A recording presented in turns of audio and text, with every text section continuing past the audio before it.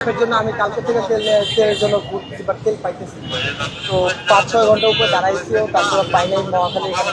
তো এই কারণে আজকে অনেক কষ্ট হয়ে যাচ্ছে। বন্ধু থেকে জানার পর যে আমি তাড়াতাড়ি টান দিয়ে এসে বলছি যে না, আগে তেলটা বলি।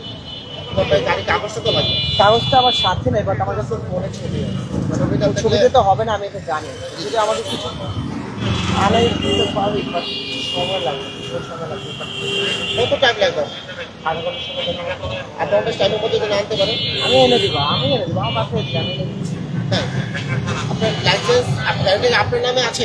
না, গাড়িটা আমি হচ্ছে আপনার 15 দিন হবে আমি কিনছি। মালিকানা পরিবর্তন করেন না কেন? মালিকানা করি না এখনো, কারণ ঈদের বাজার, রোজার মাস, তো এই কারণে স্ট্যাম্প করে রাখছি। এখন কোনো মালিকানা করতে পারি। মালিক কোথায় থাকে? মালিকানা লালবাড়ি। আপনার গাড়িটা আপনি আটক করতেছেন, তবে গাড়ির কাগজ নেই, মালিকানা পরিবর্তন করেন নাই, দেখা যাচ্ছে কাগজ আনার পরে আমার গাড়িটা আটক করা লাগে, আপনার মালিকানা পরিবর্তন করেন নাই, সেক্ষেত্রে আর সত্যি দিতে পারতেছে না বলে আন্তরিকভাবে দুঃখিত।